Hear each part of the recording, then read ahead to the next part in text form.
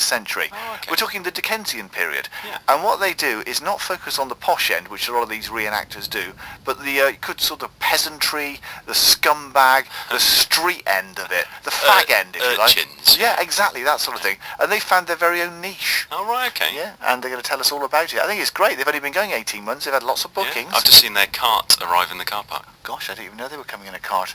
Should really be walking. Anyway, the Ragged Victorians in the first hour of the programme. Film on Friday is dirty. Wonderful guests of the day, the Ragged Victorians. Welcome! Hello. Welcome. Yes, 4 guests in the studio. I'm delighted to welcome Lenny Thomas, husband Lee Thomas, Val, how do you pronounce your surname, Val? Cerny. And Tom Goddard, Martin, I beg your Martin,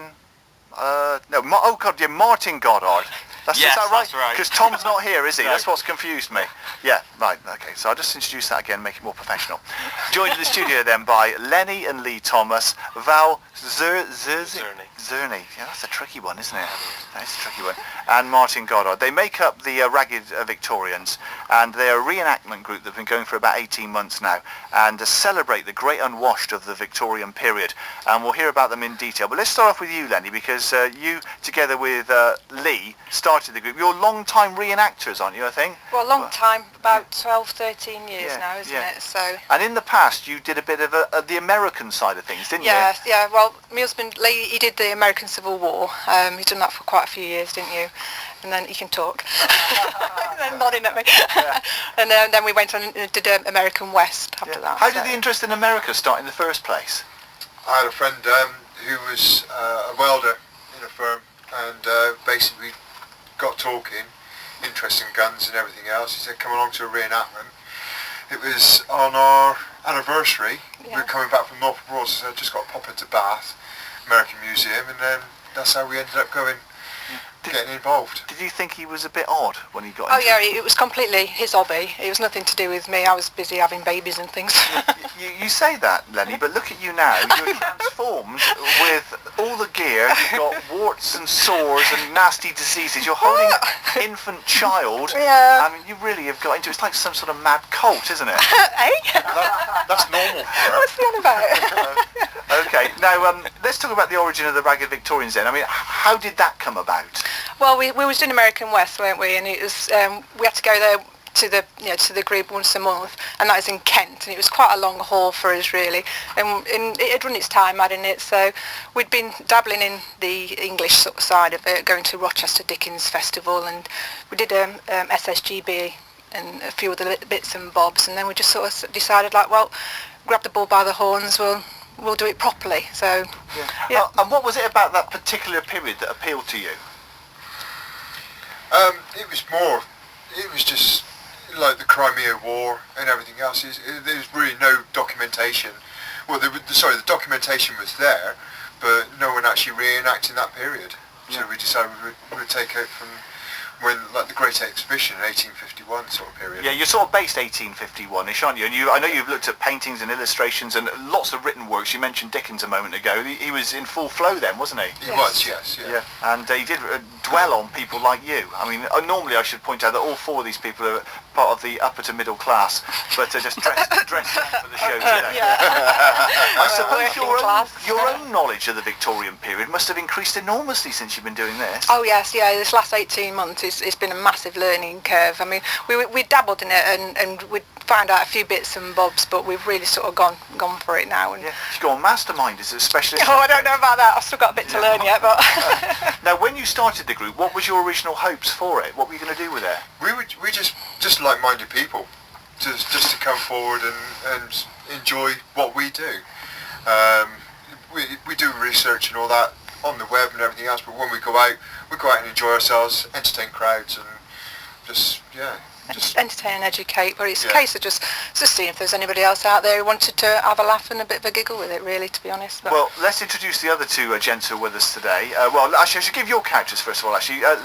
Lenny, what's Lenny short for? Elaine, okay. Well, your character is Slogger Rose, yeah. Tell me about Slogger Rose. How would you sum her up? Slogger Rose, she's a Costa girl. She's hard-working, and Yeah, you don't want to mess with her. Yeah. Does she swear when she's out and about? She doesn't swear too much. You know, she tries to be a lady, but she's a bit of a tough nut. Yeah, she can be lippy sometimes. Sometimes. Yeah. Has she got any contagious diseases? No, not that I know of. Well, you would say that, wouldn't you? And Lee, your character, Saltbox. Yeah. Tell me about Saltbox. Well, Saltbox in low-class Victorian terms is condemned cell. So my character is in and out of prison. I don't know why I'm actually sat by the peeler, but at the end of the day, yeah, he's caught me and he's put me away a couple of times. But they keep threatening to take me to Van Diemen's Land, up to Australia and all that. So. Well, being in jail in those days, it was almost a death sentence. I mean, you could pick up a nasty disease or never come out again. Oh yeah, you've got to fight your way in them. Yeah. So, well, let's talk to the Roser. It's Val. Is it PCH189? What's your character's name? Ephraim Jordan. Okay, and you got the splendid gear on there. Did you choose this character or was it given to you? It's a long story. I originally was a reenactor again for many years, did American Civil War, World War II, and American Civil War I met Lee and known him for years, and then 2 years ago he came up to me and said, doing Ragged Victorians, and I'd seen him. I said, "You're very good." I said, "But I'd only be interested in Peeler because I'm actually a retired police officer from Avon and Somerset." You're too young to retire. I know, it's terrible, isn't it? Yes. Thank the taxpayers for this. And I said I'd only be interested in Peeler, but I'm not that interested really. And literally within a week he was on my doorstep, and away I went. So forgive my ignorance, but when did the original police force start? This is an interesting question, because when I started to research it, I realised there's not a lot out of there. There's lots of myths, there's lots of things flying around, and I've managed to be able to put it together into quite a condensed article on our website. So we now know what they wore, we believe. There's a big argument as to when they start, and I knew you were going to ask me that question. Well, roughly. Not really. It's because of when you define what a police officer is. Sure. Personally, in my opinion, the first modern police force, as we know it, started in 1829 in London Metropolitan Police with Robert Peel. But I don't, before we go any further, because I know there's my local police magazine is arguing that the Glasgow Police and the Royal Marine Police, or the Thames Police, were also very early. They started in 1800. But there are some arguments as to whether we can deem them to be the first modern police, because there were things like discipline codes, identification numbers, warranted powers. So 1829 as far as I'm concerned. Well, you're well in period with that costume. You're fine. Yeah. You don't feel, though, that you're, forgive me, in a rut, in that you were professionally a policeman and you're doing it casually now as a sort of recreation almost? Not really. I think it's because my big interest is the historical side. I like talking to the public about the history, and being a police officer has actually made it easier for me to research the history, because people don't understand what warranted powers are. They don't understand some of the police terminology, whereas when I read it, I now understand what my forefathers did. And in fact, I quite enjoy it, because I read accounts of things and think, that's fantastic. It's exactly the same incident, just different year.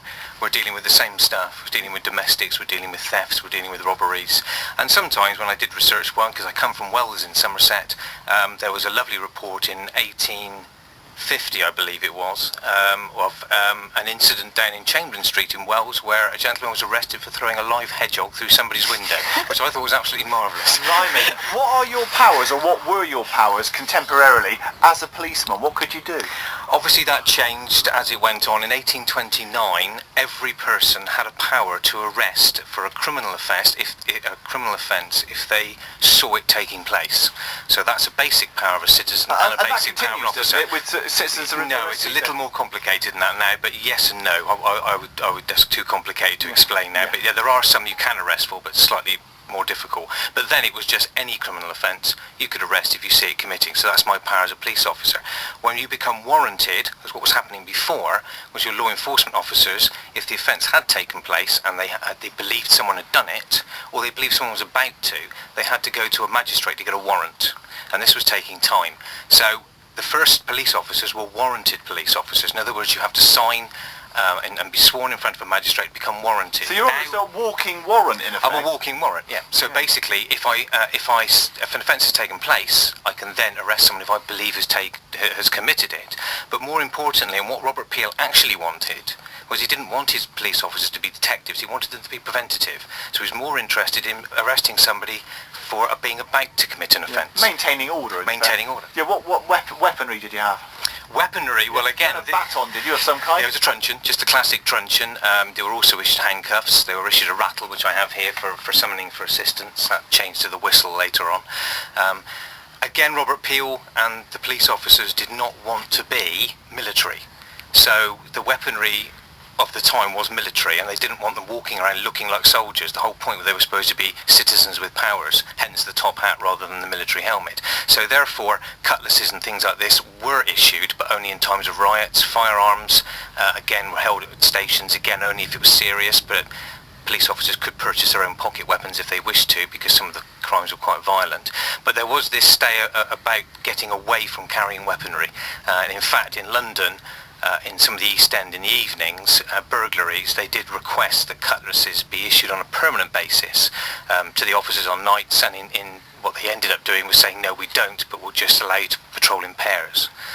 So they were really trying to get away from this weaponry. God, I tell you, you are living the life. You're immersed in it. One thing is lovely about Lenny is throughout this conversation she's patting her baby and cooing to it and holding it to her breast. I don't want to wake her up. Yeah. What's the baby called? 9. Oh, that's Yes, nice. baby number 9. Okay. And let's introduce Martin, who's the beggar and pickpocket. Hello, sir. Hello, sir. Tell me a little bit about your character then. Right, sir. I'm a beggar that I've just fallen on hard times in the last few months. Broken my leg, worked down the docks, lifted in a couple of barrels, slipped over, broke my leg. Now I'm out on the street, sir. I'm begging, trying to make my living. Got a couple of kids to feed. Life's not good, sir. Yeah, are you an aggressive beggar? Not really, sir. No, I try to find that being more reasonable, sir, does get the odd coin. Yeah. You're not trying to flog any charity direct debits, are you, by any chance? Direct debit, sir. What is that? Of course not. We know what that was, sir. Some sort of banking term, sir. Tell me a bit about your background now. I mean, how did you get into this reenactment business? Very similar background to the rest of them. The American Civil War side of it, into this. I just absolutely love the social living history of the 1850s. I think it's just brilliant to bring the everyday people to life and show people what it was like to live.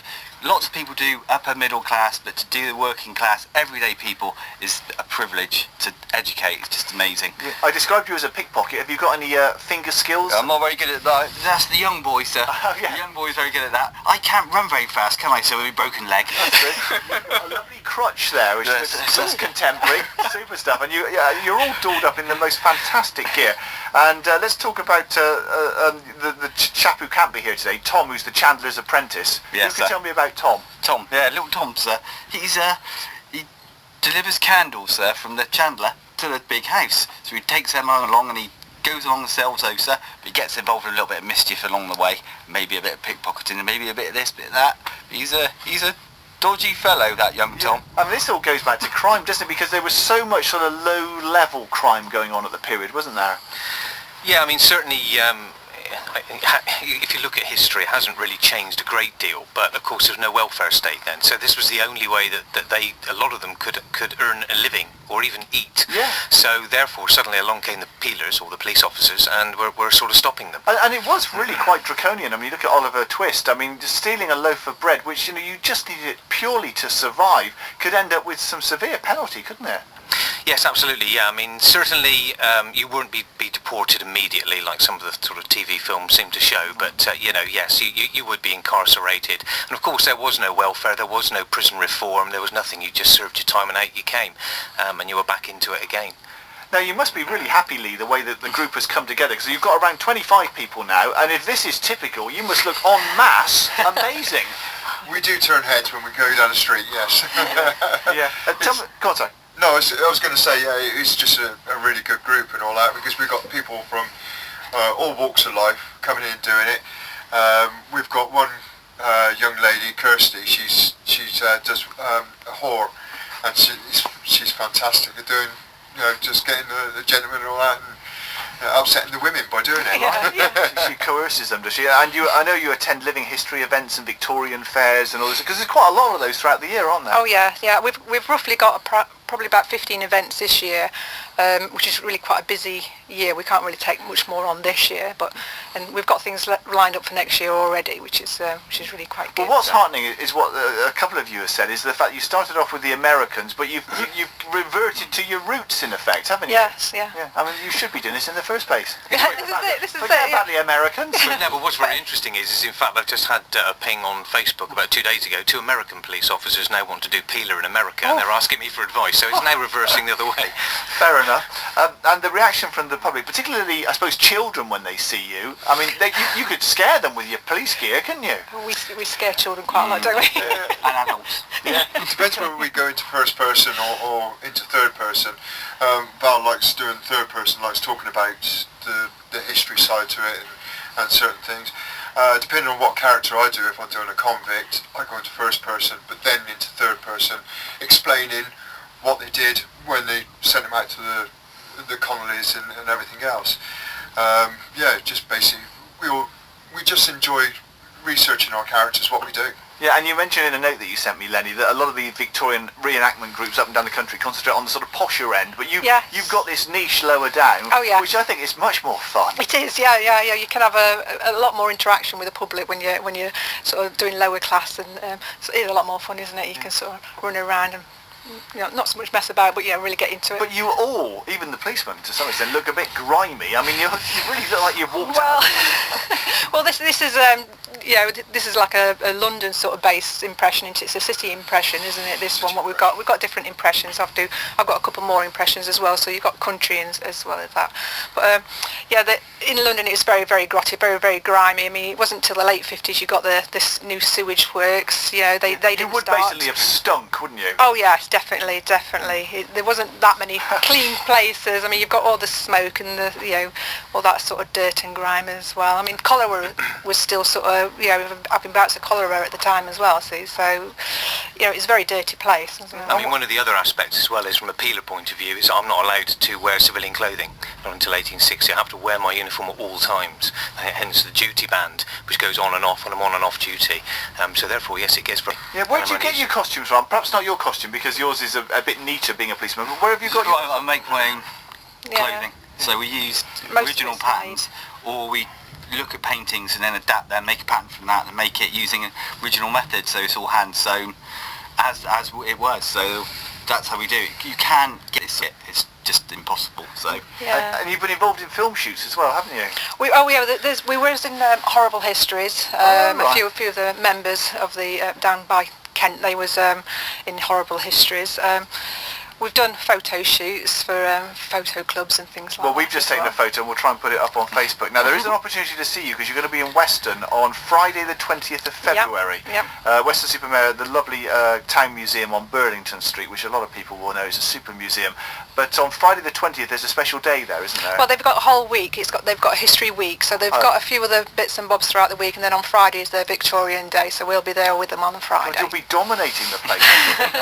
Yeah, well, it sounds like a lovely event. If people want more details, they can look at your website, which is raggedvictorians.co.uk. I think I'll give out the phone number as well, because not everyone is online, even these... I'm not online. The number to ring is 01278 793216. That's 01278 793216. And I'll repeat that in a moment. I have to finish up by mentioning all the grime and muck on you. I mean, you really are covered. I said the police gentleman wasn't, but even policemen would have had a dirty collar, I'm sure, back in that period.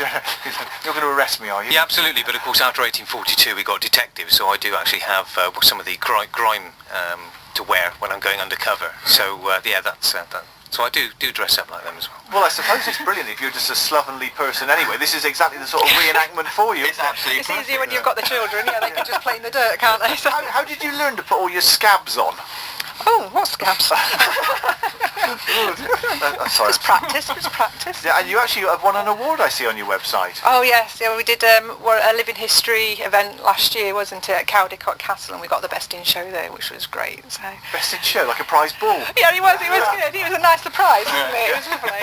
What about gauging the language? Because, they did speak differently in those days. How do you research that? Well, to a certain degree, if we're doing Bristol, some of us got Bristol accents anyway, so but yeah, the actual lower class had their own way of talking, and there's one of the books that actually tells you the different slang words from what the periods were, what the words were. The modern world is broken in. Oh dear. Brilliant. Thank you so much for coming in today. Real pleasure to see you. You made such an effort with your costumes. Lovely. Lenny, Lee, Val and Martin, Oh, hang on. but not Tom. And the baby. We're also at Worcester next weekend. Oh, right. Whereabouts? The Commandery.